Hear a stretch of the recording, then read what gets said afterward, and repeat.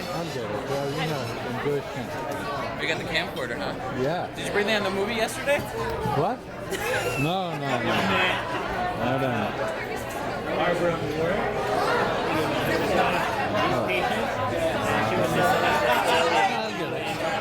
She met. We were there at the alley. She was showing me. We tore it open. And then Dr. Chow She was showing me. Dr. Chow operated on her. Yeah, And we found out the story the day after. What did we do? We were doing the post-op check. I'm just. Good job. I'm trying to figure a way to get you out there. Ding, ding, You're not ding, trying. ding. You're not working with me. You know, this is the camera he brought in the movie theater yesterday. No can, right? Yeah, it's already on the internet.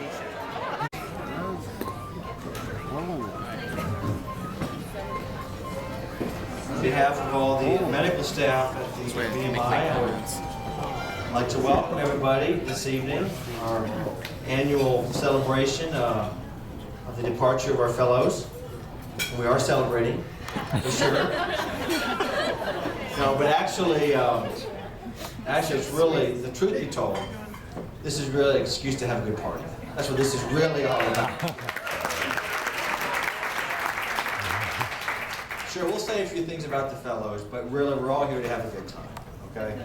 But seriously, I would like to thank everybody for coming and everybody's very important contribution to the activities of our department over this last year. I'd like a few acknowledgments before we begin the program.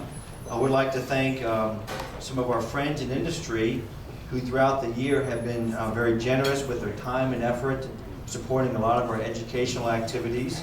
In particular, Ann Castellarin from Gore. Is Ann here? Thank you, Ann. Also like to acknowledge Lisa Curtis with iFlow. Lisa, thank you. Lisa has the pain pump. This is the pump you want to have if you're having surgery. Cuts out all the pain. Most of the time. And Josh Wells from Ethicon. Josh.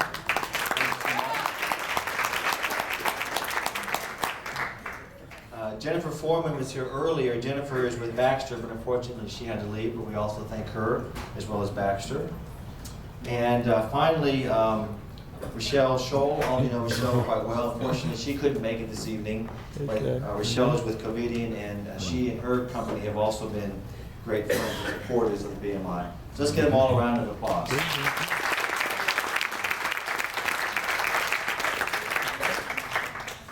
I'd also like to thank a very important person who's up there at the bar, as usual, Marguerite Stephanopoulos.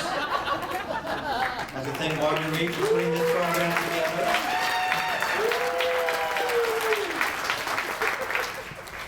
If you want to talk to her later, she'll be at the bar. Marguerite, 2 drink limit. We talked about this. No, I'm just kidding.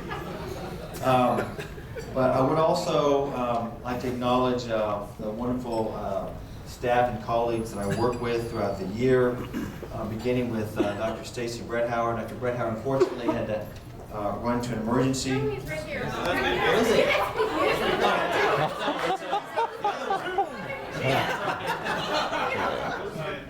I meant to say Dr. Chan. I'll get to Bretthauer in just a minute. Yes. Maybe I'm at the bar. That's the problem. I shouldn't be at the bar. No. Dr. Bigban Chan. Dr. Chan had to run off quickly.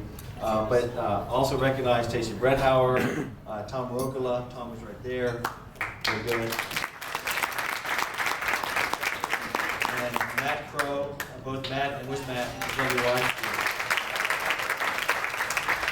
Matt and Tom has joined us this year. And also the lovely Karen Cooper. Right there.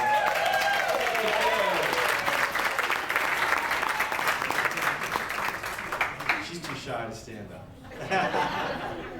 And also I'd like to introduce one of our newest members, I think the newest member to the BMI, who's already made a big contribution, Dr. Derek Seaton.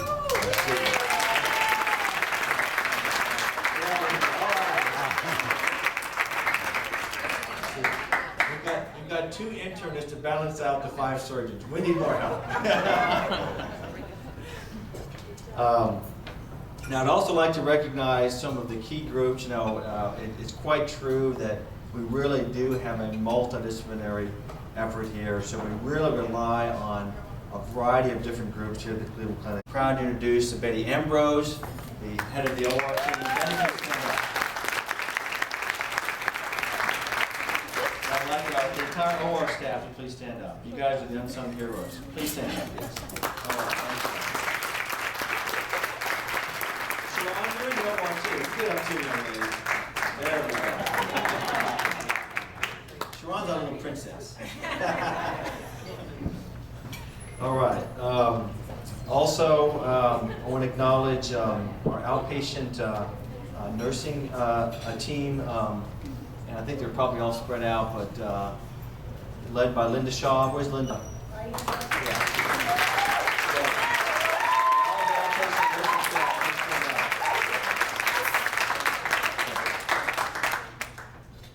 Also, I'd like to acknowledge, and we have a very special sort of surprise guest. I didn't think he was going to make it. Now, many of you know Steve Booth had a very difficult accident earlier in the week, and I'm just totally amazed that he was here this evening, able to make it. But Steve had a car accident. He's an avid bicycler and had a little spill on the bicycle. We were very nervous about this, but fortunately, he's doing very well. Steve, would you stand up? Yeah.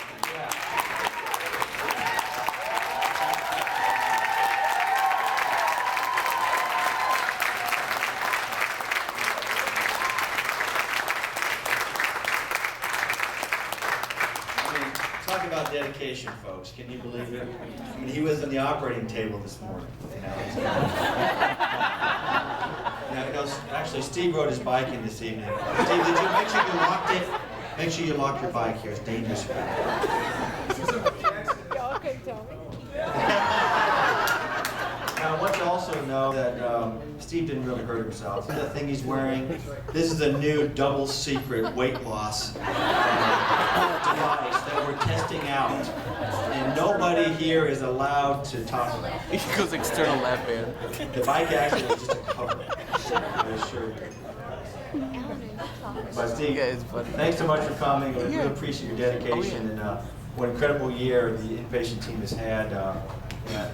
This year, better than ever, they have really improved. This will only take 15 minutes, maybe 30. First of all, I wanted to congratulate the fellows. I mean, I really wish you the best in your endeavors. We got to get a map on the wall, a world map of where you guys are headed as these fellows go on, so we can see where you are. So congratulations on that. And I'd like to, you know, there's a lot of support that goes around this, as you guys know. It's not just doing surgery. I'm not sure you're aware of that. There's more than just surgery. And, yeah, you're definitely not. But we have, you know, the med secretaries. Nina's here. I don't think Elaine and the other folks can make it. Wanda, thank you. And then we have the front end staff. So you can stand up. Stand up. Shirley's group.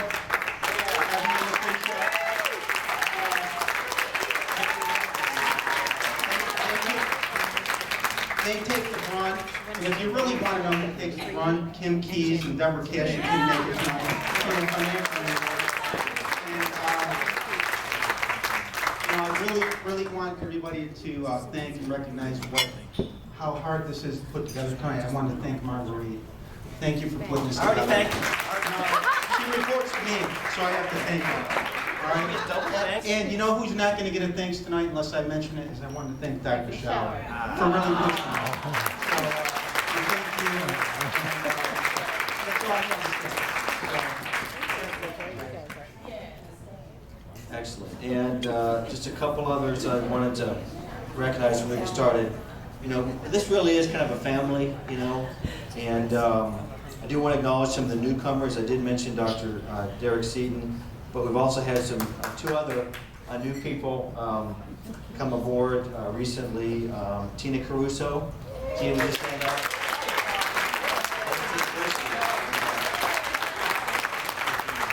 A dynamite nurse, and she puts up with a lot, for sure. And Beth Jensen. Beth, where's Beth? Okay. forget anybody? I'm sorry. Oh, the Kellys. Yes. The two Kellys, please stand up. When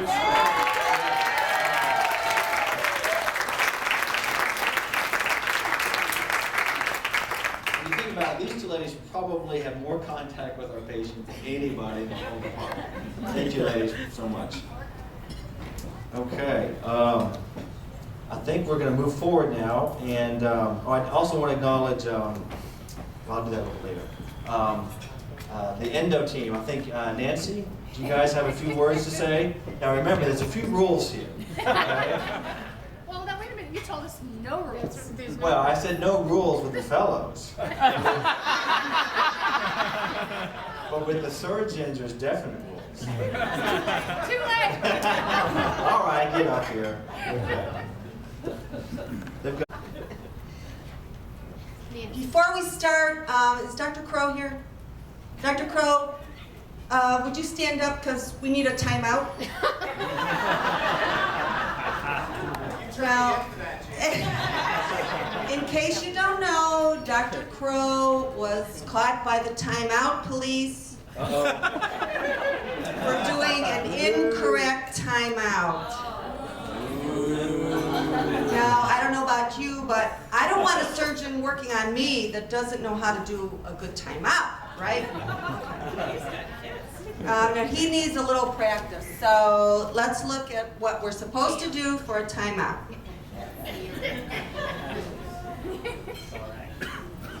Okay, so that, does everybody see that? Okay, all right. Dr. Crow, I heard that you were upset that I was in the room at the time of this, that you made this mistake, and you were upset that I didn't help you out with this. I'm really sorry, but you need to learn from your mistake. It's called tough love. There we go. Correct, I said the right side of the stomach. You should say the left side of the stomach. Okay, we've done the timeout. Now we're ready to move on. Okay. Now you're wondering why I'm up here doing this? That's a good question. I don't have a good answer to that. She's funny. The group of fellows that we've had this year, they're supposed to be doing something, but we all know that they sometimes aren't doing what they're supposed to do, so here I am. Let me introduce myself. My name is Jan Lennon. I'm one of the nurses in endoscopy. I work with Tony. He's our fearless leader. Nancy. She's my coworker. And our newest member is Tracy Reed, medical assistant. We work on M62 and endoscopy. You keep doing that. No, those are not ulcers. That's the source of bleeding. Those are scope hickeys that you made. In case you don't know who Dr. Silas was, he was one of our... Tough act to follow. Dr. Stalin, would you please come up and accept your award? We found him writing was...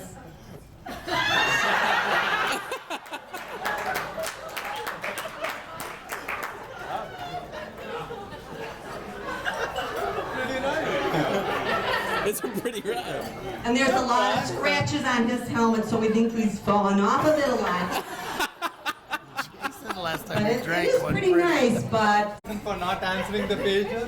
No, I'm sorry. I don't get up that easy. No, all right. All right, you can sit down now.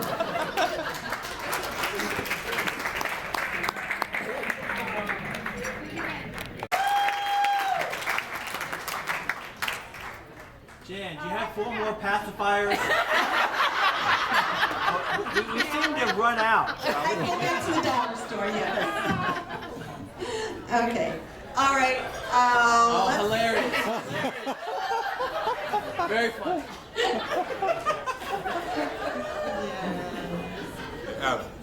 Did anybody see the resemblance? I don't know.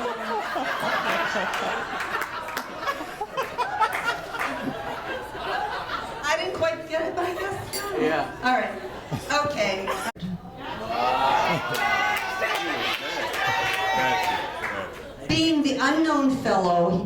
job, and then he goes to PA on weekends. In clinic, he's referred to by Dr. Schauer as the golden boy. He's the unknown fellow, and the golden boy award goes to, who do you think? Should that be?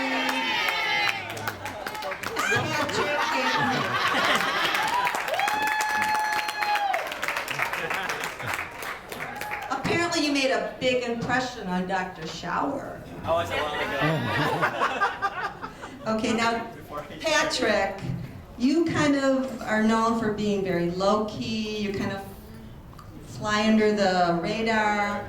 So we need to make sure you kind of stick out more, and we need to jazz you up. So we got some... Careful, my wife is over here. Okay. I already checked with her. She said, oh, please. Do something for this man. Okay. So we're going to jazz you up a little bit. We're going to give you a little play.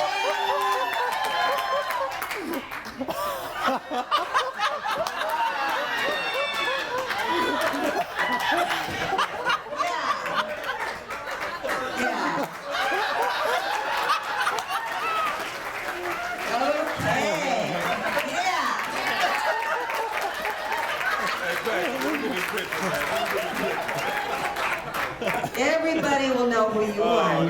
Yeah.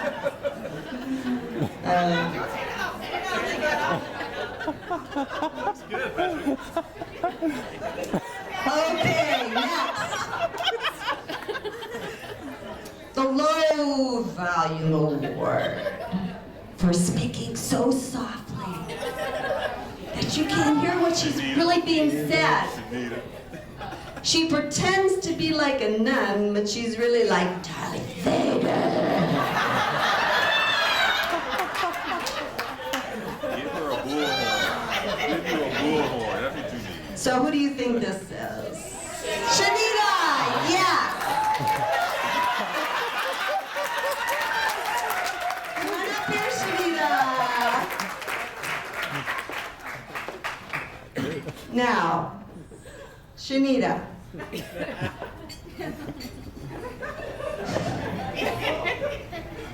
You know how sometimes Shanita goes around and she kind of mutters under her breath and you can't understand what she's saying. And you're thinking, what is she saying? Well, I'm going to tell you about the real Shanita. You know, we work in endoscopy, and sometimes I can't understand what the doctors are saying. So we were working in endoscopy, and I just thought, I'm going to get a tape recorder, and I'm going to record what Shanita really says, okay? So I was sitting there in endoscopy one day, and she was scoping the patient. To me, she mutters something. I said, what is she saying? And then I said, Shanita, what'd you say? She goes, oh, Jen, would you please give that patient a little more medicine? I think she needs it. I said, okay. What she was really saying, listen to this. Jan, you lazy nurse, give this stupid patient some more sedating medicine.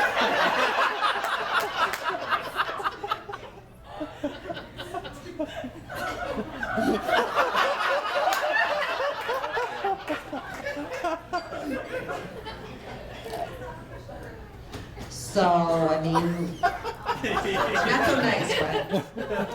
And then another time, she was coming out of clinic, and she was walking down the hall, and she was muttering again, and I said, what is she saying?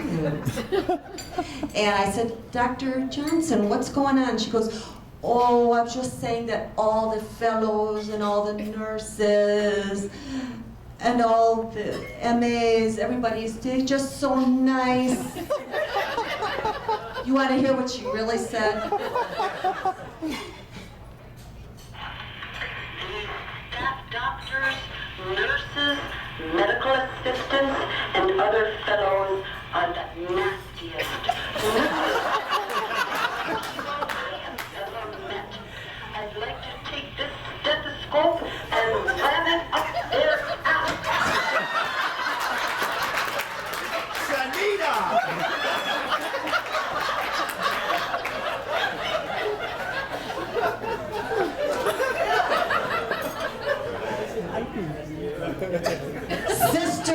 Shanita? Darth Vader. So, Shanita, we want to give you a megaphone so that we always know what you're really saying, okay? Now, Amy says she does her shopping in Anthropologie, but I saw her the other day at the girls' department in Target. Yeah, Amy. Now, we got a few things for you to take to your new job so that you'll be well dressed. We got a little fairy skirt, some cute shoes, a little bow, a little purse. We want you to look nice on your new job. Dr. Crow, you almost got...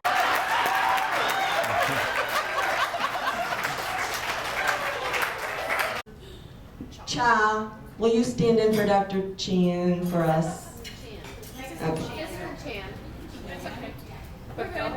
He's here. Disciple of King Phil. And is it really true you show up at your own operation in your doctors, in your scrubs? Anyway, and the benefit of the Dot Award goes to who do you think should get this award? Dr.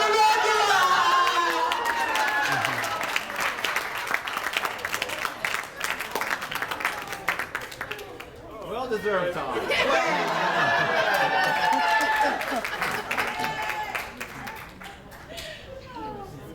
You're very welcome, Dr. Morgan. Okay, now the next day. Who is that? Dr. Shower, yes. Okay, now. You know how well the OR is going when he walks to the procedure, he doesn't talk, walks back to the computer, crosses his arms, and stands there with a don't talk to me look. Dr. Chan, yes. All right, now, we hear this a lot. I'm in the A building, I'll be right over. Take the patient back.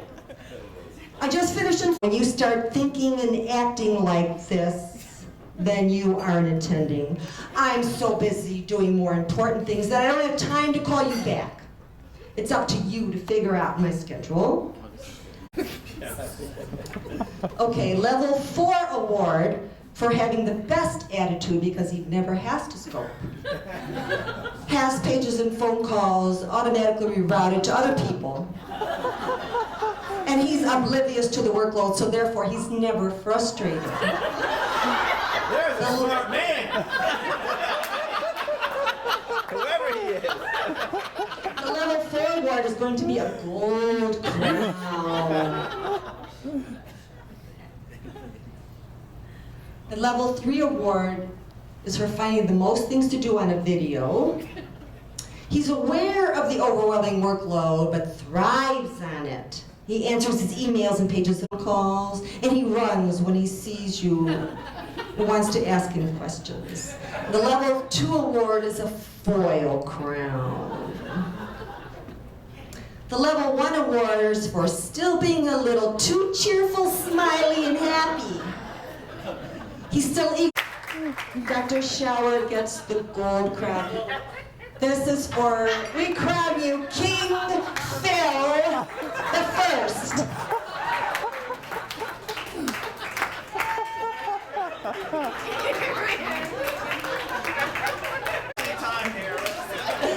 You are the Duke of Bariatrics. Lovely. Okay, now Dr. Crow, I'm sorry. You get the Beanie Award. And you are still just a doctor.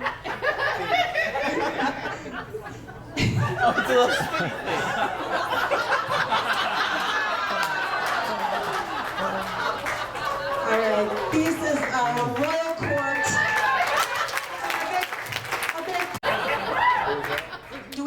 agree on that? Yeah. Okay, now before we end, we have a few items of unfinished business. Just waiting for you. That's it. No, you won't. Right? 835. And now you're down to counting the hours, right? Yes. Okay. Before you leave, we just want to let you know that you've been a little lax lately and you need to do a makeup clinic. No. July 14th, a Tuesday, you will meet on M61 to have a clinic with Dr. Shell.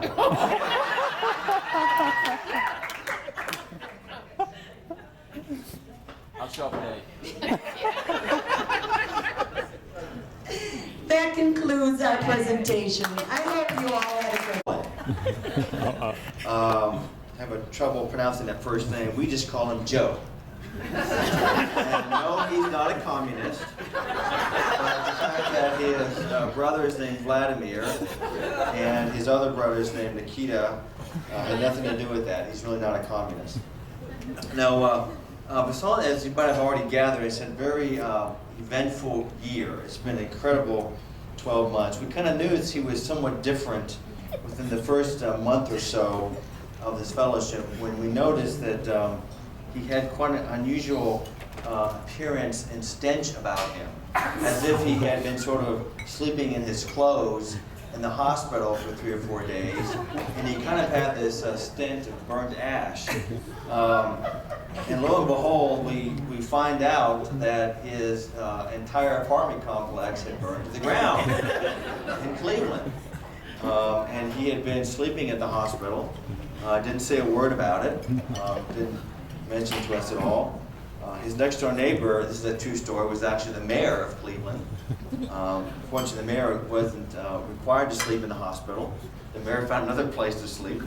But somehow Vasant survived that, and unfortunately his colleagues wouldn't put him up or anything. So he had stayed in the hospital for about 2 or 3 months until he finally got his apartment. He's now sleeping in the side of the street somewhere.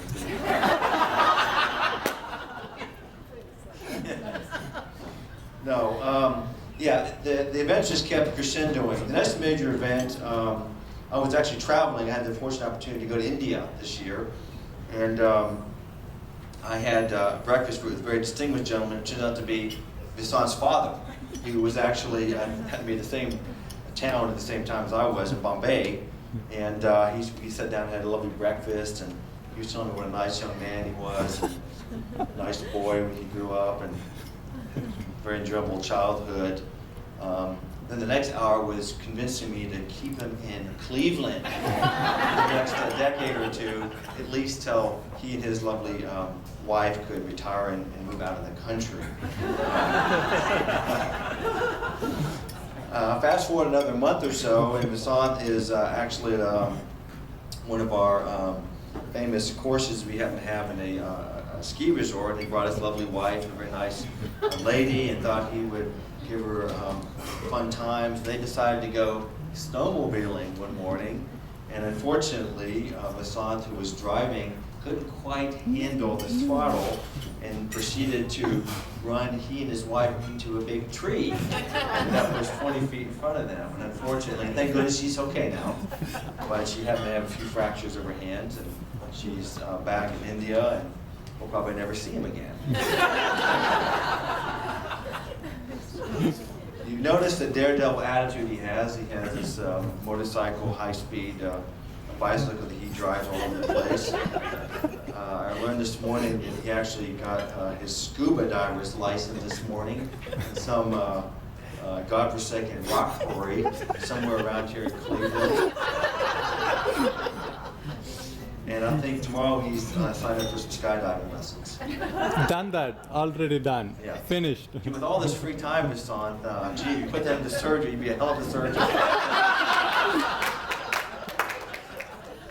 Now, all kidding aside, I want you to know that there is one thing that really distinguishes this man, which I think is probably a new world record. Vasant has a distinguished honor of being the only bariatric fellow in this country and who ever existed that actually suffer from chronic malnutrition. The medical term is kwashiorkor. This is something that's common in Africa and other countries, and his father did point this out to me when we had breakfast.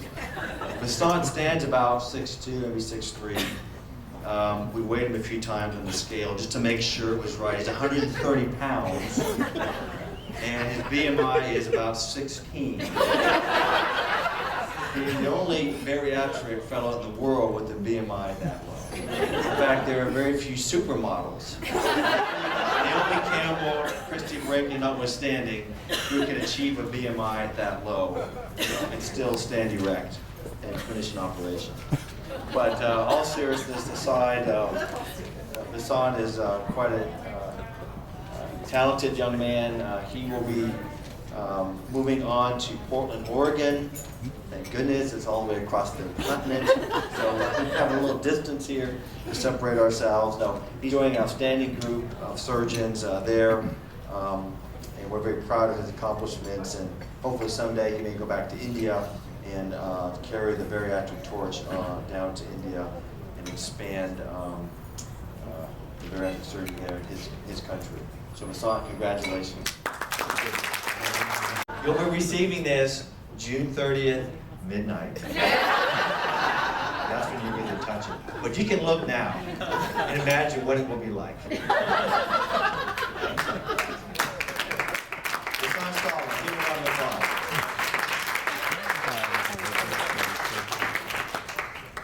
Dr. Shah asked me to talk time with, so we learned a lot about him, and I just want to share it with you because I don't know if all you guys are. We know that his likes are himself. And Sydney, who is not a lady, it is a computer thinker, and he followed it to its conclusion, which is basically the Priceline negotiator, and he didn't like the way that his career was going to end. So he decided to proceed, you know, he just kept on thinking about, you know, what am I going to do? He really wrestled with the idea of what he's going to be. World domination in the area of bariatrics, or dance fever, which was popular at the time, and being like John Travolta. And what he did was he was able to combine the two of them and become one of our fearless leaders in bariatrics. So, Dr. Shower, thank you very much. His likes are very simple. Or mumbles a little bit, and the scrub nurse can't hear him. And so he'll just keep asking for it. So you usually hear, Duck Bill, Duck Bill, Duck Bill. And then he'll walk over to the back table and just grab it himself and say thanks, because he's so polite. So that's Dr. Brett Howard in a nutshell in the operating room and where he comes from. But you know, where does he actually come from? How did he become the man that he is today? And actually, he was born in Brokeback Mountain, Colorado. And not a lot of people know this. You can see him hanging around with his in active duty, and he fought on this ship that some people may not know. It's called the USS. You can see him firing a fake pistol with his finger at us all. And we appreciate that he's here, and he's been great too. The U.S. He likes Poland. He likes Polish. And all things from Poland. Anything. His dislikes, he read the inscription on the Statue of Liberty, which says, "Give me your tired, your poor, your huddled masses, the rest of the most disastrous patients in the hospital that are not the most desirable." Exactly. We really appreciated all your patience and your efforts, and even though we gave this presentation, we really do appreciate you guys. I just hope that after listening to this presentation, we're not all fired.